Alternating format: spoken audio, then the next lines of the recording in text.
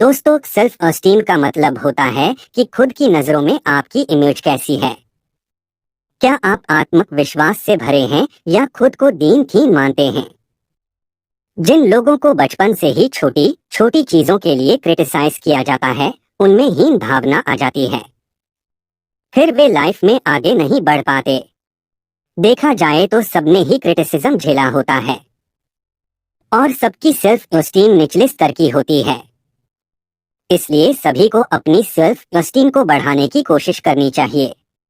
इस समरी में आप आगे पढ़ोगे कि कैसे 6 तरीकों से आप अपनी सेल्फ एस्टीम को बढ़ा सकते हैं और अपने अंदर आत्मविश्वास, कॉन्फिडेंस ला सकते हो। दोस्तों, लेखक ने सेल्फ एस्टीम के 6 पिलर्स बताए हैं, जो संक्षेप में इस प्रकार से हैं। 1. The practice of living consciously, अपने प्रति सचेत रहें। 2. The practice of self acceptance, खुद को जैसे हैं वैसे ही स्वीकार करें। 3. The practice of self responsibility, अपने बर्ताव की जिम्मेवारी लें। 4. The practice of self assertiveness, खुद की खुशी पर ध्यान दें। 5. द प्रैक्टिस ऑफ लिविंग पर्पसफुल्ली, अपने जीवन का उद्देश्य ढूंढे। 6. The practice of personal integrity, अपने कैरेक्टर को संगठित रखें। आइए अब इन सभी के बारे में विस्तार से पढ़ते हैं। दोस्तों, बहुत बार ऐसा लगता है मानो हम एक रोबोट की तरह जिए जा रहे हैं। सब कुछ ऑटोमेटिक तरीके से किए जा रहे हैं। जैसे हमें समाज ने कंडीशन किया है, हम वैसे ही जिए जा रहे हैं। समाज ने हमें सिखाया है कि स्कूल के बाद कॉलेज करो, फिर जॉब करो, तो हम वैसा ही करते हैं। लेकिन सोचिए, क्या इसकी का नाम जिंदगी है? अगर ऐसा नहीं करेंगे तो क्या हमारी लाइफ खराब हो जाएगी? इसलिए हमें कॉन्शियस होकर सोचना चाहिए, न कि दूसरों की देखा देखी एक रोबोट की तरह। बहुत से लोग बिना स्कूल और कॉलेज गए भी बेहद रिच हो जाते हैं। मार्क जुकरबर्ग ने भी कॉलेज बीच में छोड़ दिया था। ऐसा ही एक और एग्जाम्पल हम अपने ऑटोमेटिक बिहेवियर का ले सकते हैं। जब कोई हमें गाली देता है तो हम गुस्से में आ जाते हैं या डिप्रेशन में चले जाते हैं, क्योंकि हमने बचपन से दूसरों को भी ऐसा करते देखा है। लेकिन अगर हम कॉन्शियस होकर यानी सचेत होकर सोचें तो क्या हमें ऐसा रिस्पॉन्स देना चाहिए? क्या हम उस आदमी को सीधे इग्नोर नहीं कर सकते और सिर्फ अपने गोल पर फोकस नहीं रह सकते? अगर ऐसा करना सीख लेंगे तो हमारा मेंटल पीस कभी खराब नहीं होगा। इसलिए अपने अंदर कॉन्शियसनेस लाइए। हर चीज को एनालाइज करके देखिए कि क्या उसे एक अलग पॉजिटिव तरीके से किया जा सकता है या नहीं। इससे आपके अंदर कॉन्फिडेंस बढ़ता जाएगा और आपकी सेल्फ एस्टीम, आत्मविश्वास भी बढ़ जाएगा। बहुत बार हम दूसरों के क्रिटिसिज्म को दिल से लगा लेते हैं और बुरा मान जाते हैं। जैसे अगर कोई टीचर किसी स्टूडेंट को बोले कि तुम नालायक हो, तो ऐसे में स्टूडेंट कैसे सोचता है? या तो वह उदास हो जाता है या गुस्सा हो जाता है। ऐसा इसलिए होता है क्योंकि उसने खुद को एक्सेप्ट नहीं किया है, मतलब खुद से प्यार ही नहीं किया है। उसे लगता है उसमें बस कमियां ही कमियां हैं।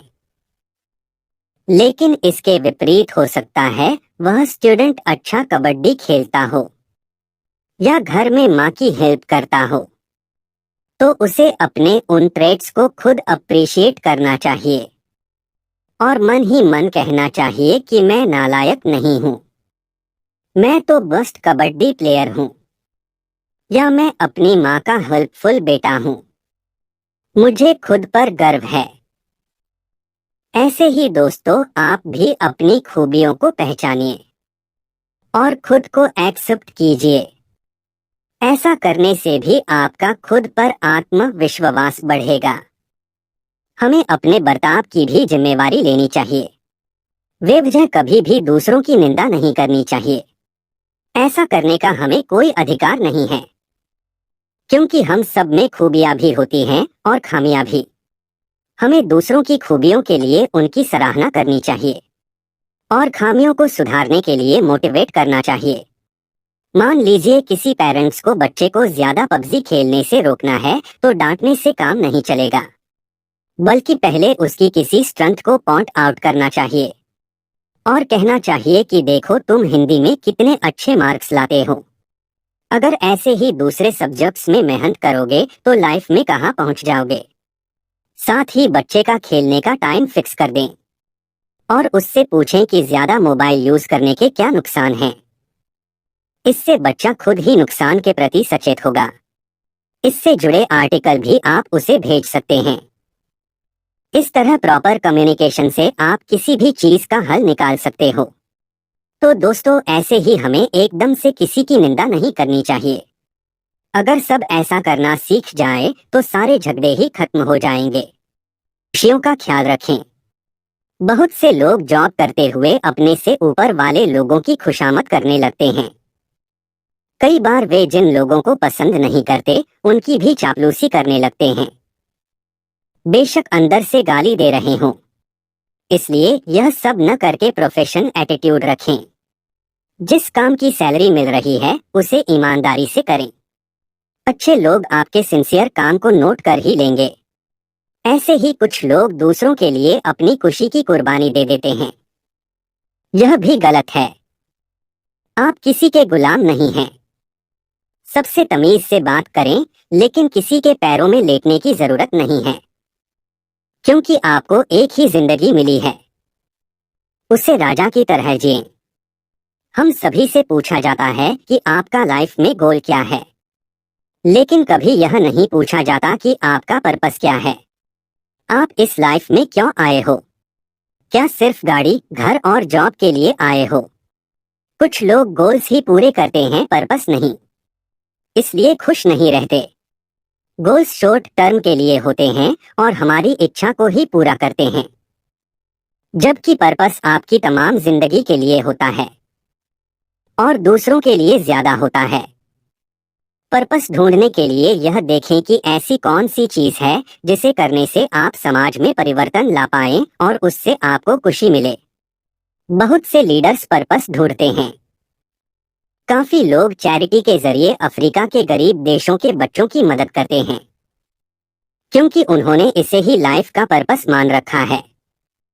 पर्पस ढूंढने से हमारा स्वार्थ काम हो जाता है और इससे हमें ज्यादा खुशी भी मिलती है। कुछ लोगों में बेहद कम इंटेग्रिटी होती है। उन पर कोई विश्वास ही नहीं करता। वे झूठ, फरेब और छल कपट की जिंदगी जीते हैं। कभी किसी की हेल्प नहीं करते। लोग पीठ पीछे उनकी निंदा ही करते रहते हैं। इससे वे हमेशा स्ट्रेस में जीते हैं और उन्हें तरह तरह की बीमारियां भी होती रहती हैं। उनकी आत्मा भी बेचैन रहती है। इसलिए दोस्तों, थोड़े से फायदे के लिए कभी दूसरों का नुकसान न करें। अपने कैरेक्टर में इंटेग्रिटी, सत्यनिष्ठा, ईमानदारी लाएं। इससे लोग आप पर विश्वास करेंगे और कभी जरूरत पड़ने पर आपकी हेल्प भी करेंगे। दोस्तों, उम्मीद है आपको the 6 pillars of self esteem Hindi summary पसंद आई होगी। इन 6 तरीकों से आप अपनी सेल्फ एस्टीम को बढ़ा सकते हैं।